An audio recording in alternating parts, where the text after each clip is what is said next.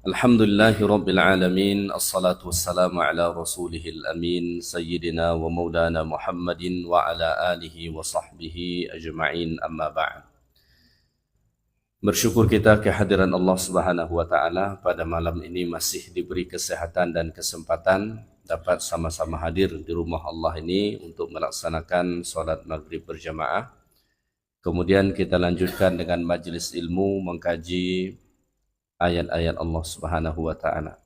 Baik, malam ini kita sambung kajian tafsir juz yang ke-29, masih membahas suratu Al-Jin ataupun surah Jin, surah yang ke-72 dalam Al-Quran.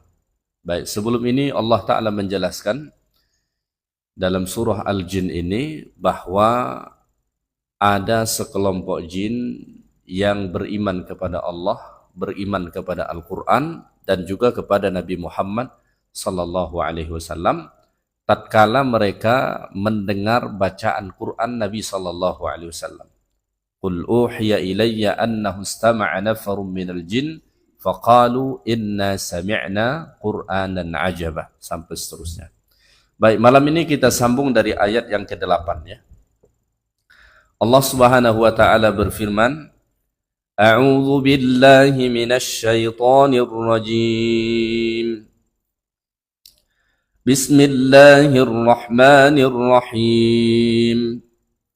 Wa anna lamasna as-samaa'a fawajadnaha muli'at harasan shadidan wa shuhuba.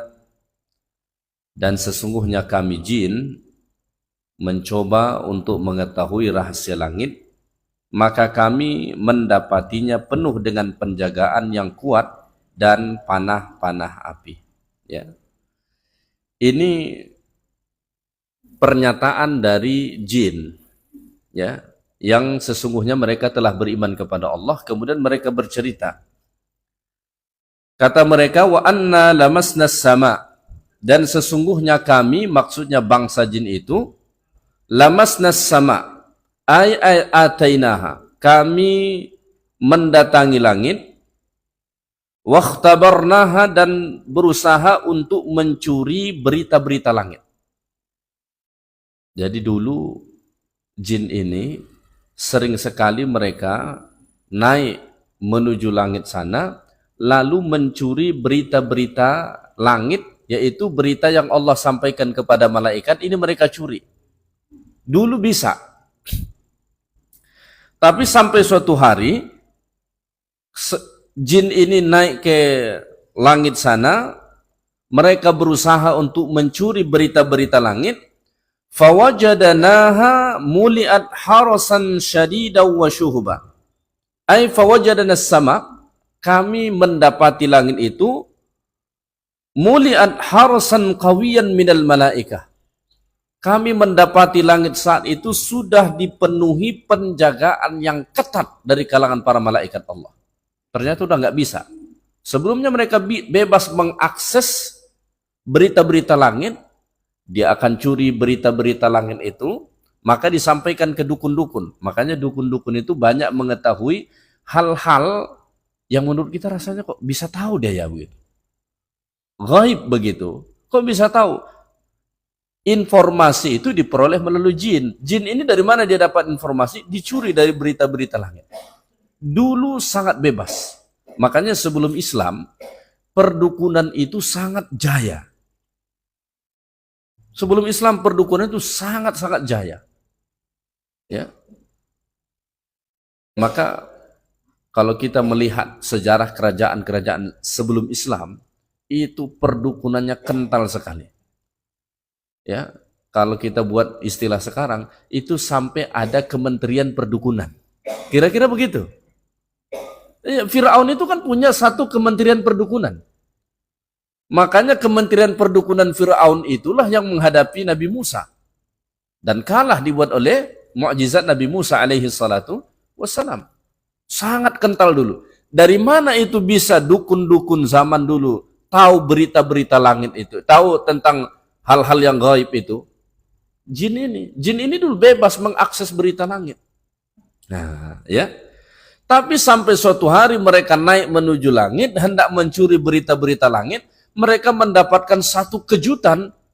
Tiba-tiba langit itu sudah dikawal, dijaga ketat oleh malaikat-malaikat Allah yang super kuat. Ini mengejutkan bagi jin itu, ya. Bahkan kata mereka,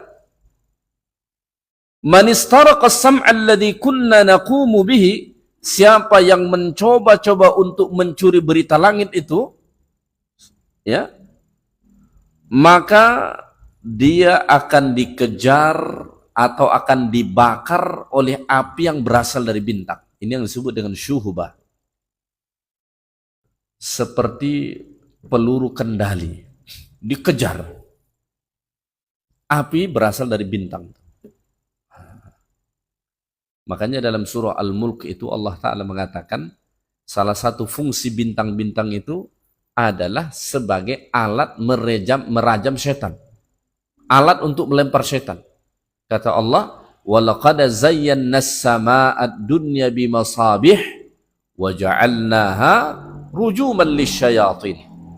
Dan kami menjadikan bintang-bintang itu pertama fungsinya hiasan untuk langit. Maka langit itu tampak begitu indah mempesona di malam hari. Kenapa? Karena ada bintang-bintang. Sebagai zina, sebagai hiasan. Itu yang pertama. Yang kedua kata Allah Ta'ala, وَجَعَلْنَاهَا رُجُومًا لِلشَّيَاطِينِ. Kami menjadikan bintang-bintang itu, maksudnya api yang berasal dari bintang itu, sebagai alat merajam setan. Rajam itu dilempar. Maka setiap kali hendak mendekat syaitan, jin, iblis untuk mencuri berita langit, itu dikejar langsung.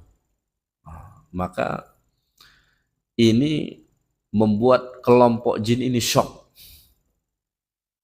Terheran-heran. Dulu bisa kok sekarang nggak bisa begitu. Tiba-tiba diblok semua gitu kan. Kita kan, kalau di zaman sekarang kan istilahnya diblok begitu ya. Kalau tiba-tiba kita semua diblok gitu, ada apa? Ini kan pasti begitu. Bertanya-tanya kita kan.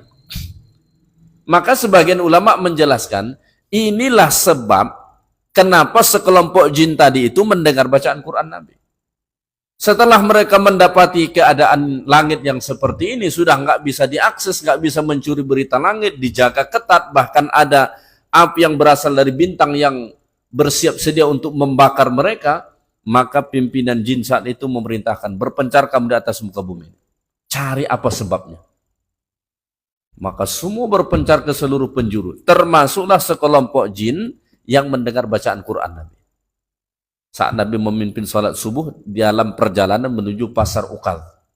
Setelah mereka mendengar bacaan Quran Nabi ini, maka mereka sangat yakin bahwa inilah sebabnya kenapa sekarang langit itu sudah dijaga ketat, sudah nggak bisa mencuri berita-berita langit. Ternyata sebabnya Quran sudah diturunkan kepada Nabi Muhammad SAW. Maka turunnya Quran dan diutusnya Nabi Muhammad itu sesungguhnya adalah awal mula penghancuran bagi segala kementerian perdukunan tadi. Makanya Nabi itu sangat benci dengan yang namanya dukun. Kecuali dukun beranak. Iya. Di Arab Saudi sekarang, Bapak Ibu, kalau ada dukun, apa hukumannya?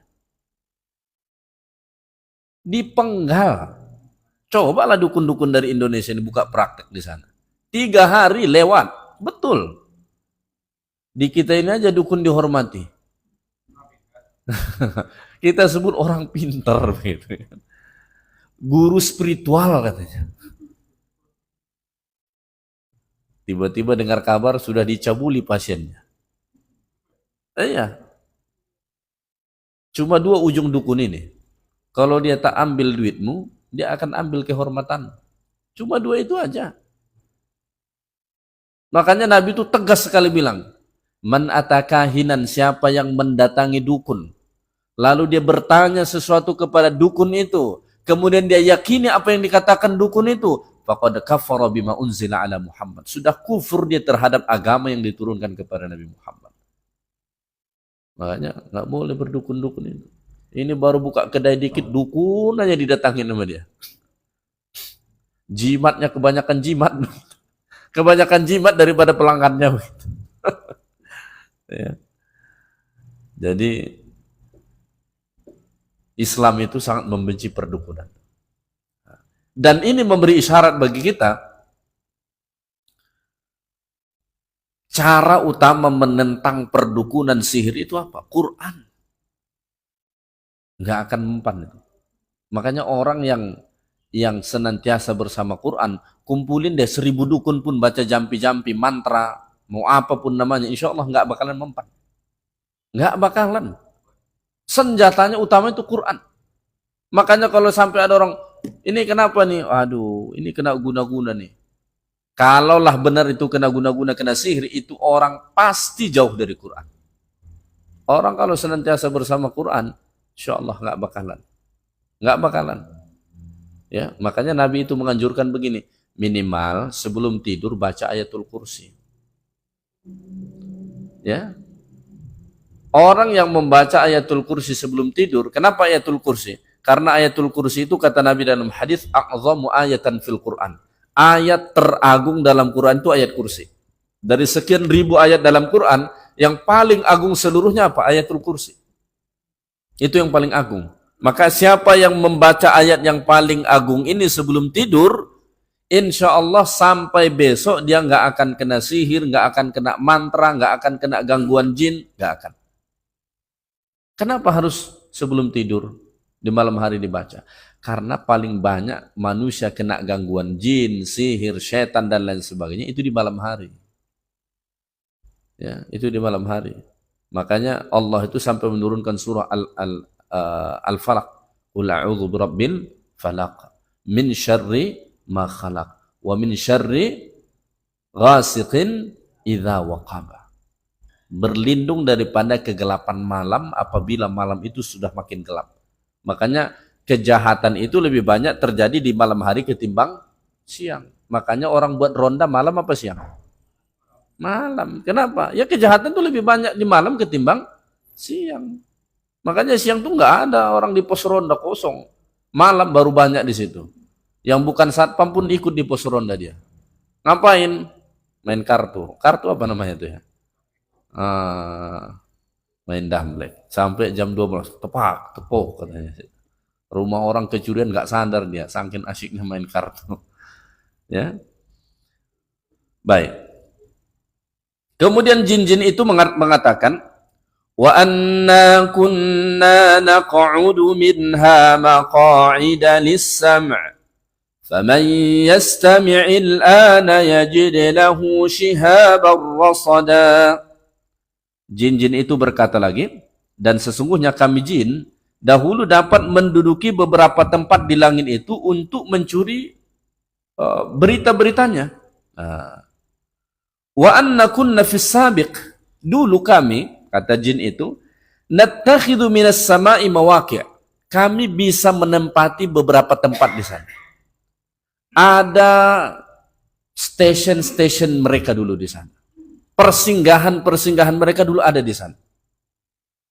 Nastami'u minha. Dari situlah kami mendengarkan berita-berita langit yang akan terjadi di bumi. Makanya kadang-kadang sebelum berita itu disampaikan resmi, bocor ke bumi. Siapa yang bocorin? Ini jin ini. Surat belum turun dari pusat, tapi udah bocor ke daerah. Kenapa? Ada jinnya. Kan sering begitu. Surat resminya belum turun, tapi udah bocor begitu. Kenapa itu? Ada yang mencuri berita. Kira-kira dulu begitu. Belum lagi diturunkan itu ke bumi, tiba-tiba berita ini sudah sampai duluan begitu. Akan begini, diramal. Dan benar kejadian. Kenapa? Karena ternyata informasi itu sudah didapat. Jadi dulu jin-jin itu mereka ada maqaid, tempat-tempat duduk, ya, lis-sama, khusus untuk mendengarkan berita-berita langit. Dulu begitu. Nah, fanukhbiruhu bihi al-kahanah min ahlil ard. Setelah mereka mencuri berita langit itu, maka mereka sampaikanlah kepada dukun-dukun yang ada di bumi. Disampaikan. Makanya dukun-dukun ini disebut orang sebagai orang pinter. Kenapa? Banyak yang dia tahu yang orang nggak tahu. Tiba-tiba aja dia tahu gitu. Nah, siapa yang ngasih tahu sama dia? Jin. Ya.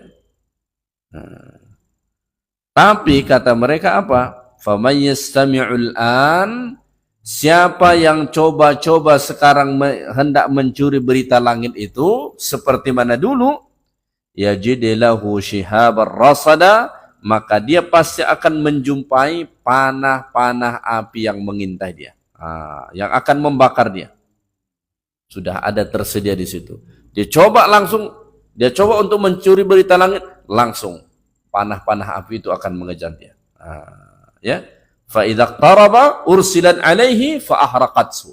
Kalau dia coba untuk mendekat mencuri berita langit itu di tempat-tempat yang dulu mereka biasa mencuri berita langit, maka panah api itu akan langsung mengejar dia dan akan membakar dia.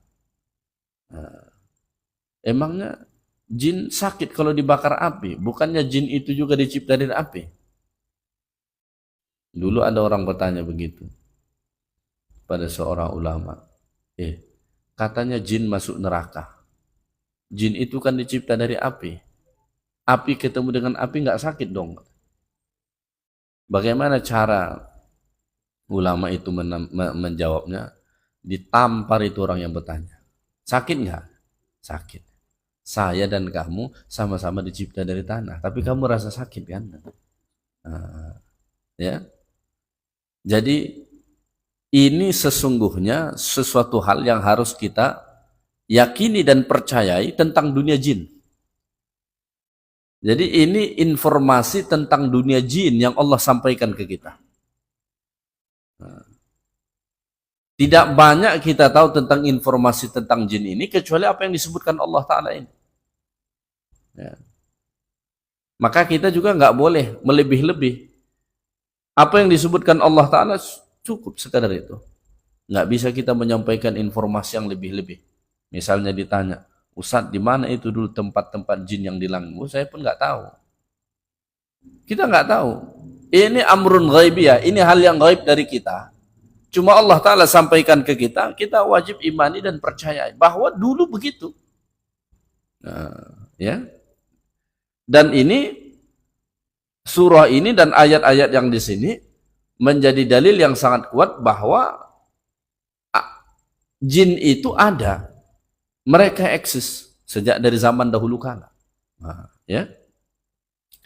Baik, kemudian jin-jin itu berkata, wa anna la nadri asyarrun urida biman fil ardi am arada bihim rabbuhum rasyada. Dan sesungguhnya kami jin tidak mengetahui dengan penjagaan tadi, udah nggak bisa mendengarkan berita-berita langit lagi, apakah keburukan yang dikehendaki oleh orang yang di bumi ataukah Tuhan menghendaki kebaikan baginya. Ya, kata mereka, wa anna la na'lamu ma sababu hadhihi al-hirasah asy-syadidah. Kata jin-jin ini, kami nggak tahu apa sebabnya sekarang langit itu dijaga ketat. Nggak tahu mereka apa sebabnya. Dulu bisa, boleh, sekarang kok udah nggak boleh begitu. Kami nggak tahu nih, kata mereka. A'uridu syarrun bi ahlil ard. Apakah ini tanda bahwa akan ada keburukan yang menimpa penduduk bumi? Am aradallahu am annallaha arada bihim khaira, atau Allah Ta'ala hendak mendatangkan kebaikan kepada mereka. Nah, jadi kata jin ini, kami nggak tahu nih apa sebabnya. Apakah ini pertanda akan ada keburukan yang akan menimpa penduduk bumi sehingga sekarang langit itu dijaga ketat, atau Allah hendak menghendaki kebaikan bagi penduduk bumi, kata mereka. Kami nggak tahu. Ada hal yang menarik di sini. Ketika mereka menyebut asyarrun, mereka mengatakan asyarrun urida biman fil ard. Apakah keburukan yang dikehendaki bagi penduduk bumi? Tapi ketika mereka menyebutkan kebaikan, mereka mengatakan am arada bihim rabbuhum, atau Tuhan mereka berkehendak. Mereka tidak mengatakan apakah Tuhan mereka akan berkehendak buruk kepada penduduk bumi, atau Tuhan mereka berkehendak baik kepada penduduk bumi. Enggak begitu disebutkan jin ini. Mereka sebut apakah ada hal buruk yang dikehendaki tanpa disebut siapa yang menghendaki itu. Ini kata para ulama adabnya. Jadi yang buruk itu, ya di sini asyarrun, kata syar itu, hal-hal yang buruk itu tidak boleh dinisbatkan kepada Allah. Ya. Tapi kalau hal yang baik nisbatkan kepada Allah. Jangan sampai ada orang misalnya mencuri, ketangkap. Kenapa kamu mencuri? Ini semua atas kehendak Allah. Kalau Allah tak menghendaki aku mencuri, maka aku tak akan mencuri. Ya. Kenapa kamu tak datang sembahyang? Ini semua atas kehendak Allah. Nggak boleh. Ya. Tapi kalau hal yang baik, misalnya kita melakukan hal yang baik, maka nisbatkan kepada Allah. Alhamdulillah, kebaikan ini tercipta atas kehendak Allah, atas izin dari Allah. Baru itu adab. Walaupun hakikatnya kita tahu takdir yang baik dan yang buruk itu datang dari Allah. Tapi adabnya nggak boleh itu.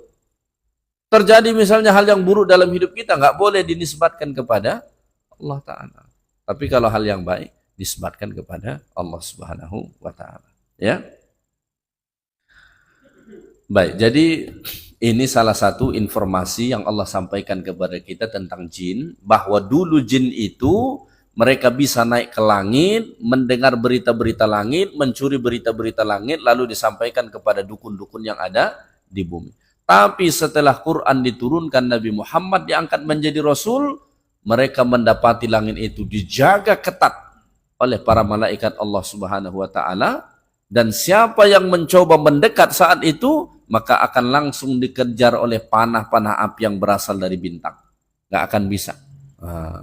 Ya, itulah salah satu bukti bahwa Al-Quran ini murni sebagaimana yang Allah Ta'ala wahyukan. Nggak akan ada satupun yang bisa mencoba mendekati Quran ini, mencuri beritanya lalu dicampur-campur, nggak ada. Ya, makanya Allah Ta'ala sebut di dalam Al-Quran, la yamassuhu illal mutahharun. Dalam surah Al-Waqi'ah, la yamassuhu illal mutahharun, tidak ada yang bisa menyentuh Quran ini illal mutahharun, kecuali al-mutahharun. Al-mutahharun di situ artinya orang-orang suci. Siapa yang suci dimaksudkan di situ? Para malaikat Allah. Ya, para malaikat Allah. Yang bisa menyentuh Quran ini cuma malaikat. Bahkan Allah Ta'ala pilih yang membawa Quran ini ke Nabi dulu adalah malaikat Jibril. Yang mana Jibril ini pemimpin kepada semua malaikat. Yang digelari Allah Ta'ala sebagai Ruhul Amin, ruh yang terpercaya. Makanya nggak ada satupun yang bisa mencuri berita-berita langit setelah Quran diturunkan, maka nanti dia akan curi Quran, dia akan tambah ayat, nggak akan ada. Ya, maka Quran ini murni dari Allah Subhanahu wa Ta'ala, tidak ada yang bisa menambah ataupun menguranginya. Ya, baik. Kita lanjutkan informasi selanjutnya tentang jin ini. Allah Ta'ala berfirman pada ayat 11. Wa anna minna as-salihuna wa minna duna dhalik kunna tara'iqa qidada. Dan sesungguhnya di antara kami, maksudnya jin itu, ada yang saleh dan ada pula kebalikannya. Kami menempuh jalan yang berbeda-beda. Wa anna ma'syaral jin, kami sekalian jin, ya, kata jin-jin itu, minnal muttaquna al-abrar, ada di kalangan kami jin yang bertakwa kepada Allah, berbuat baik, saleh. Wa anna minna as-salihun, ada di antara kami yang saleh. Maka ada enggak jin yang saleh? Ada. Jin yang rajin salat ada. Ya, jin yang rajin beramal ibadah ada. Wa anna minna salihun, ada yang saleh. Ya. Wa minna duna dzalik, dan ada sebahagiannya selain itu, artinya tidak saleh. Ada yang kafir, ada yang fasik. Ya lebih kurang kita manusia ini. Ya. Jin itu dalam soal beragama itu lebih kurang kita manusia ini. Ya. Ada yang saleh, ada yang tidak saleh. Ada yang beriman, ada yang tak beriman. Ada yang taat, ada yang ahli maksiat. Sama seperti kita manusia ini. Karena memang kita manusia ini juga diberi Allah tugas yang sama dengan jin. Makanya Allah Ta'ala sebut, وَمَا خَلَقْتُ الْجِنَّ وَالْإِنْسَ إِلَّا لِيَعْبُدُونَ. Tidaklah aku ciptakan jin dan juga manusia kecuali untuk beribadah. Tugas kita itu sama. Tugas manusia dan jin itu sama. Itu yaitu untuk beribadah kepada Allah. Dalam menjalankan tugas ini, ada yang menjalankan, ada yang tidak. Ada yang taat, ada yang tidak. Ada yang soleh, ada yang tidak. Maka jangan sampai buruk sangka sama jin. Kita ini kadang-kadang manusia ini buruk sangka betul sama jin. Seolah-olah jin itu semuanya jahat begitu. Enggak. Allah mengatakan tidak. Sebahagiannya ada yang soleh. Ya, ada yang soleh. Dulu waktu kecil sering orang kampung bilang begini. Sejahat-jahat, sebaik-baiknya jin itu sejahat-jahatnya manusia. Ah, itu salah. Kenapa? Kalau kita merujuk ayat Allah Ta'ala ini, ada jin yang lebih baik dari manusia. Jin yang saleh tentu lebih baik ketimbang manusia yang tidak saleh. Jin yang beriman tentu lebih baik ketimbang manusia yang tidak beriman.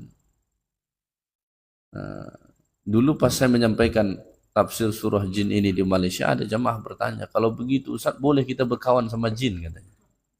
Karena ada yang saleh. Ya, saya bilang, emangnya sudah tak ada manusia yang bisa dijadikan kawan lagi, makanya cari jin kan?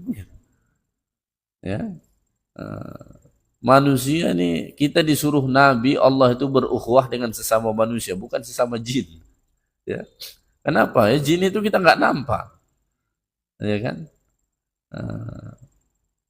Tapi Quran mengatakan ada jin yang saleh.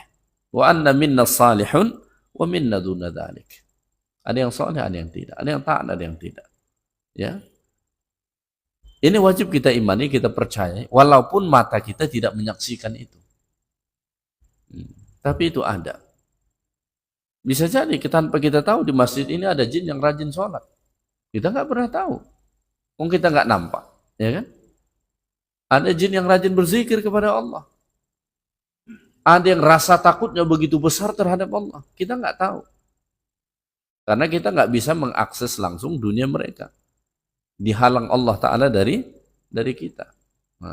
Ya. Kunna tara'iqa qidada, ay kunna asnafan mukhtalifan. Kami ini berkelompok, ada bermacam-macam kelompok yang berbeda-beda. Beda-beda, nggak sama. Nah, ada yang taat, ada yang maksiat, itu tadi ya. Ada yang mukmin, ada yang tidak mukmin. Nah, begitu. Berbeda-beda. Ya, lebih kurang kita manusia inilah. Kita manusia ini ada yang bertuhan, ada yang tak bertuhan. Ya kan?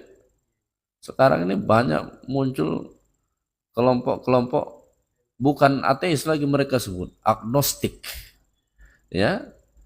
Secara KTP ada agamanya, tapi dalam kepribadiannya dia nggak mengakui ada Tuhan.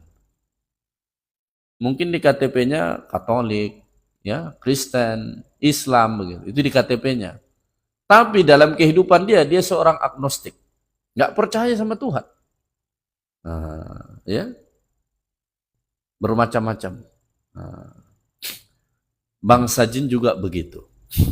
Bangsa jin juga begitu. Lalu bagaimana nanti yang soleh ini, jin yang soleh ini, apakah mereka akan masuk surga? Insya Allah bakalan masuk surga. Apakah samanya surganya dengan kita? Berkemungkinan sama. Apakah kita ketemu di sana? Wallahu a'lam. Kita nggak tahu. Apakah nanti di akhirat kita sudah bisa melihat jin, sudah tidak dihijab lagi dari kita? Wallahu a'lam. Ya. Saya belum menemukan ayat atau hadis yang menjelaskan bahwa nanti kita bisa menyaksikan jin di akhirat. Mungkin saja masih tetap kita nggak bisa lihat. Ya. Tapi apakah mereka masuk surga? Ada yang masuk surga. Yang soleh itu masuk surga. Yang kufur itu masuk neraka, sama dengan kita manusia ini.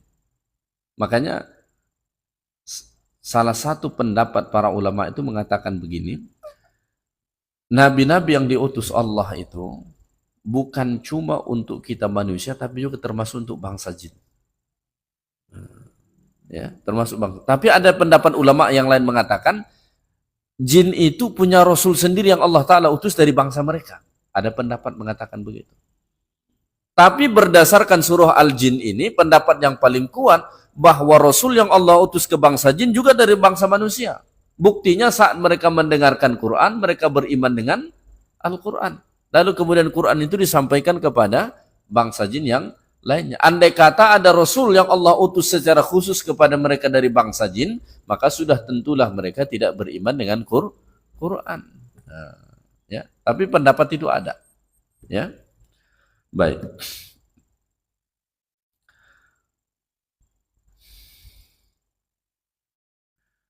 Wa anna dhananna an lan nu'jizallaha fil ardi wa lan nu'jizahu haraba.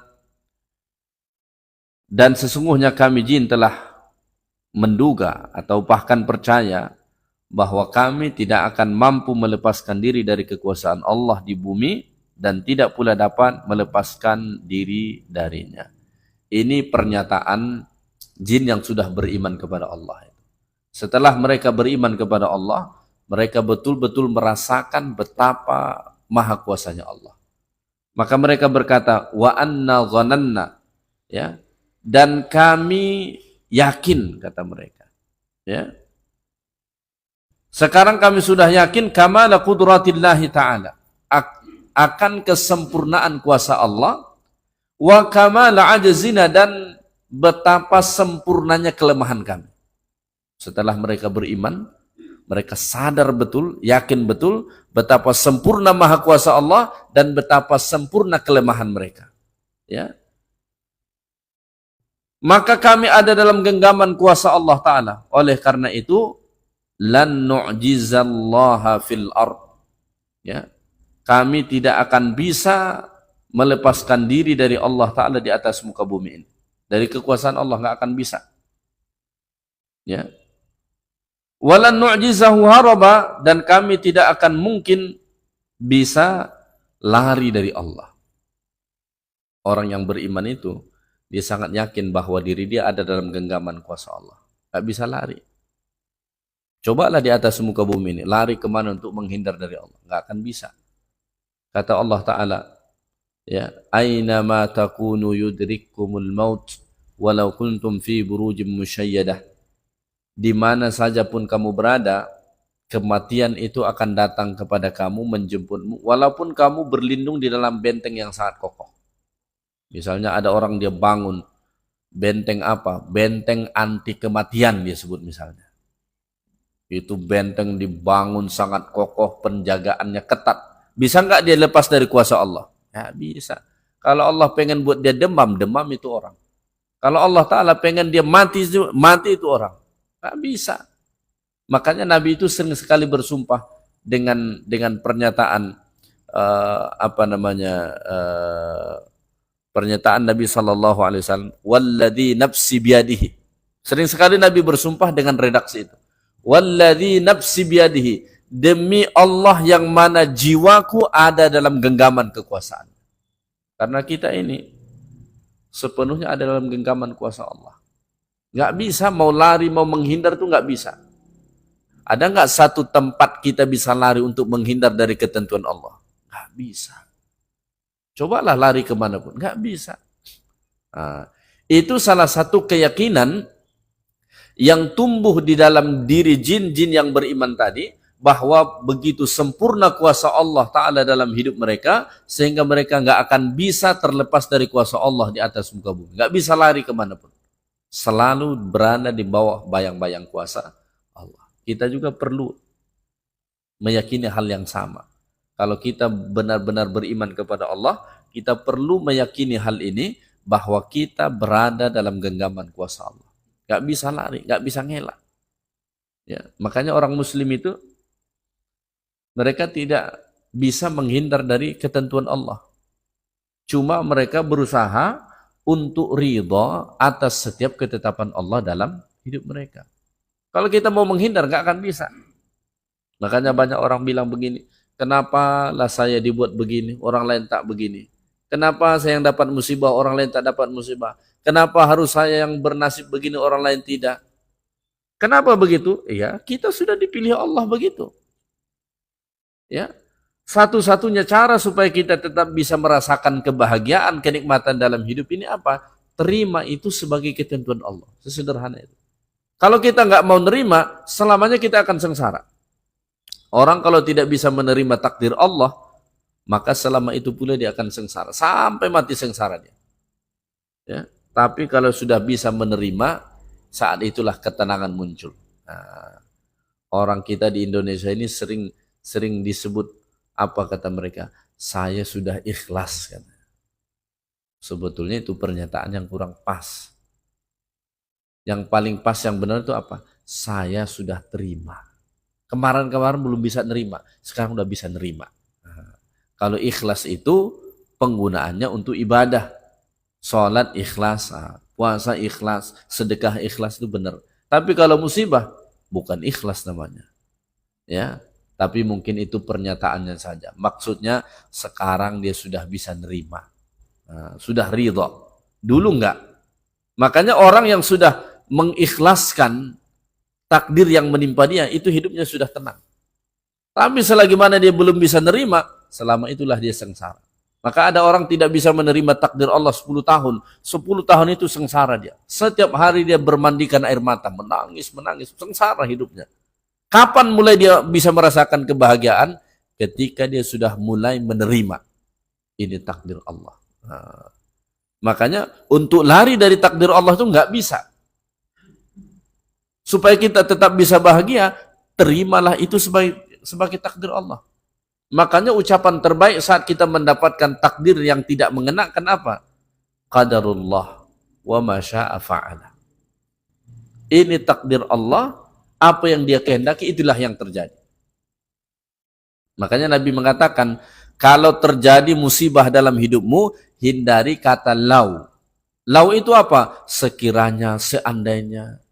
Seandainya ku bawalah ibuku ke rumah sakit yang bagus, mungkin dia belum meninggalkan kami sampai sekarang. Alah, kau bawa ke Amerika pun kalau ajal sudah sampai mati.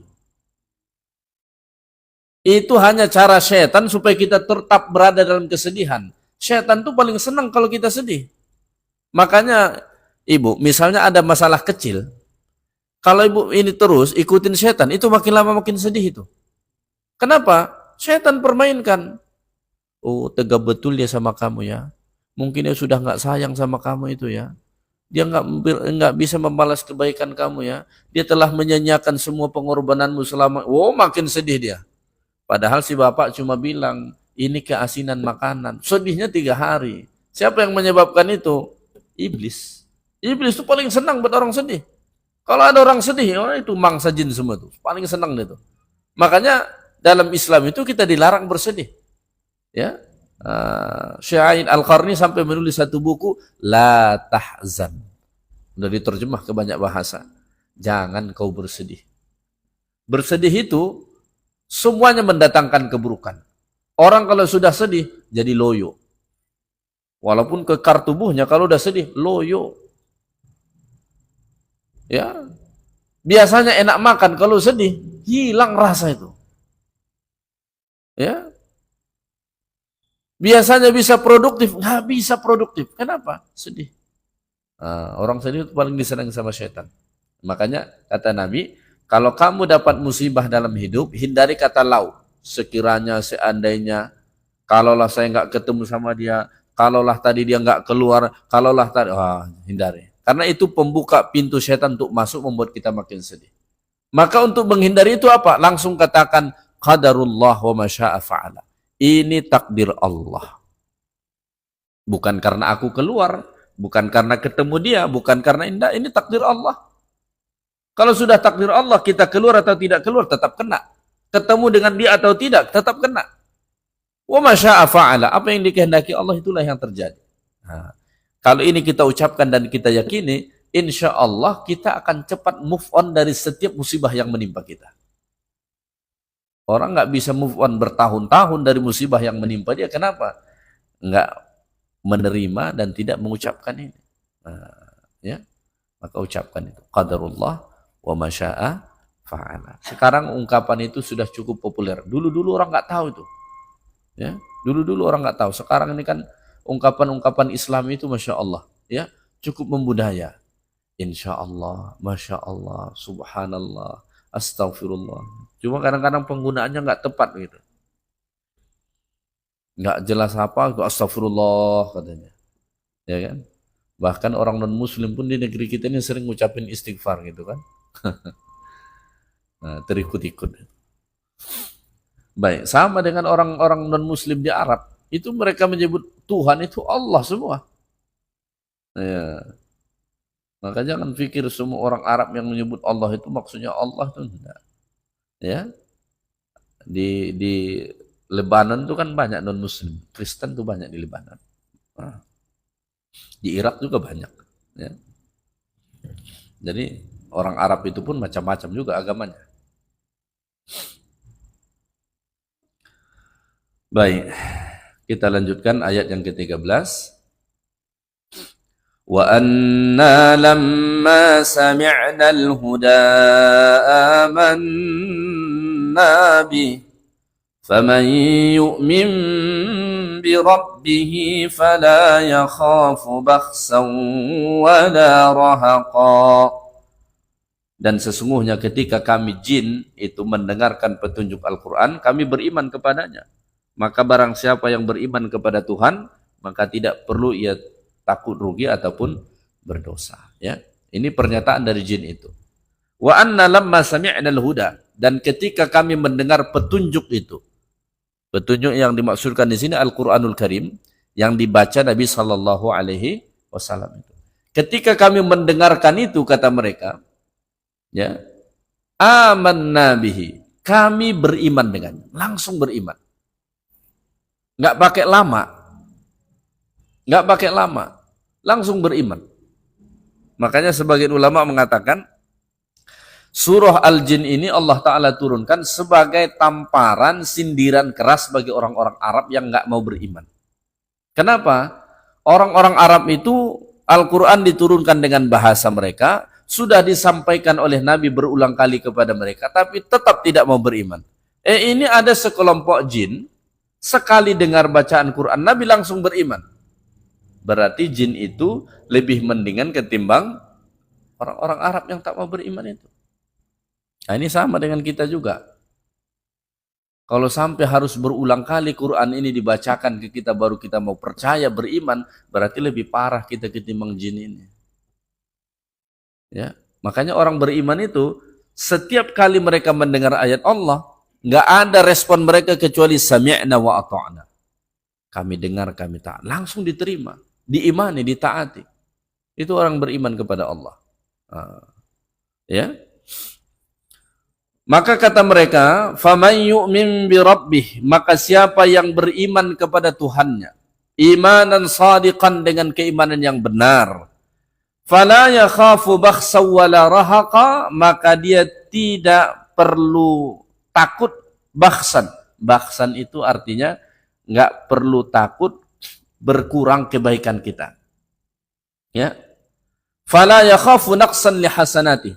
Nggak usah takut kebaikanmu berkurang. Kalau kita sudah beriman kepada Allah, sudah melakukan amal-amal kebaikan, jangan takut kalau pahala amal kebaikan kita berkurang, nggak akan dikurangin. Ya. Malah Allah Ta'ala akan tambah. Maka jangan takut.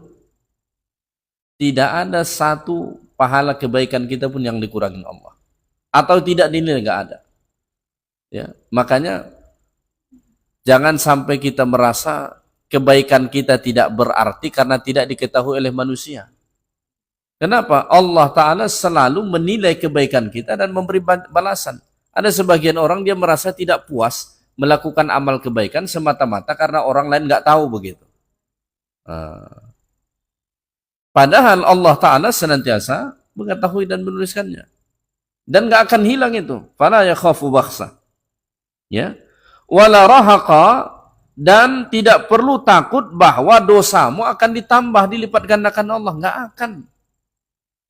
Innallaha la yadhlimu mithqala dzarrah.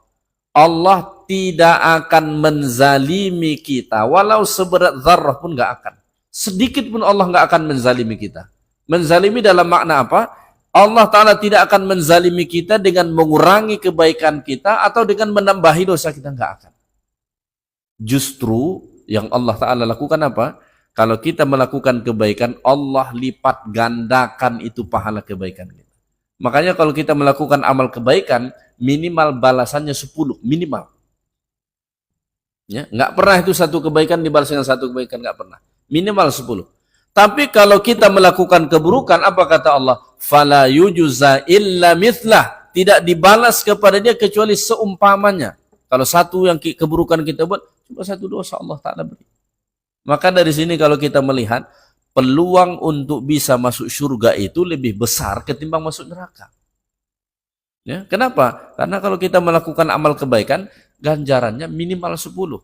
Tapi kalau buat dosa, satu, cuma satu. Nggak dibalas Allah Ta'ala lebih dari itu. Begitu. Ya. Maka dalam membalas kebaikan, itu bukan pakai keadilan, tapi pakai karunia Allah. Ya.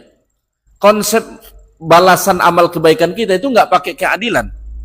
Karena kalau yang diterapkan di situ keadilan, maka satu kebaikan balasannya harus satu, rugi kita.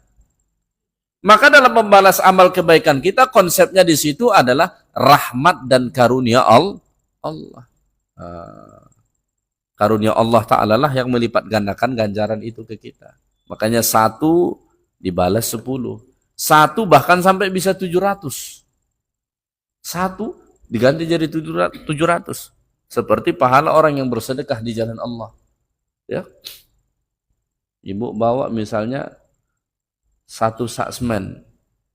Harga 1 sak semen Padang 73.000. Ya. Itu di sisi Allah Ta'ala kalau benar-benar ikhlas lillahi Ta'ala, itu ganjarannya bisa sampai 700 kali lipat dari itu. Ya. Kalau pakai keadilan Allah, cuma satu balasannya. Tapi karena balasan amal kebaikan kita itu pakai rahmat dan karunia Allah, maka lipat ganda. Tapi dalam bab dosa, di situ baru keadilan. Jadi kalau dalam balasan dosa, baru keadilan Allah Ta'ala. Maka satu kita lakukan dosa, balasannya satu. Satu dosa, satu keburukan, satu dosanya. Satu kemaksiatan, satu dosanya. Begitu. Ya. Fala yujza illa mithlah. Ya. Wa anna lamma sami'na al-huda amanna bihi faman yu'min bi rabbih fala yakhafu bakhsa wala rahaqa. Hendaknya kita manusia ini juga begitu. Setiap kali kita mendengarkan Quran, hendaknya iman kita nambah. Ya. Hendaknya iman kita nambah. Makanya dalam Quran kata Allah, ciri orang yang benar-benar beriman itu salah satunya wa idza tuliyat 'alaihim ayatuhu zadatuhum imana. Kalau dibacakan ayat-ayat Allah, imannya nambah. Ya. Maka bukti kita sukses menghadiri majelis Quran, tafsir Quran, setelah pulang dari sini, coba rasakan. Nambah nggak iman kita atau tidak? Mestinya kalau kita berhasil, imannya nambah. Karena ini yang dibacakan Quran, yang disampaikan Quran. Kalau kita benar, mestinya nambah. Karena orang beriman itu setiap kali dibacakan Quran, disampaikan isi kandungannya, otomatis imannya nambah. Zadatuhum imana. Begitu. Ya. Dan salah satu refleksi dari keimanan itu, kita tidak takut akan berkurang amal-amal kebaikan kita, dan kita tidak akan takut akan ditambahi dosa-dosa kita. Karena Allah Ta'ala maha adil dan tidak akan berlaku zalim. Ya. Baik, itu saja kajian kita malam ini. Insya Allah kita akan sambung ayat yang ke-14 pada kuliah yang akan datang. Masih seputar tentang jin yang Allah Ta'ala ceritakan dalam surah Al-Jin. Subhanakallahumma bihamdik. Asyhadu an la ilaha illa anta astaghfiruka wa atubu ilaik. Assalamualaikum warahmatullahi wabarakatuh.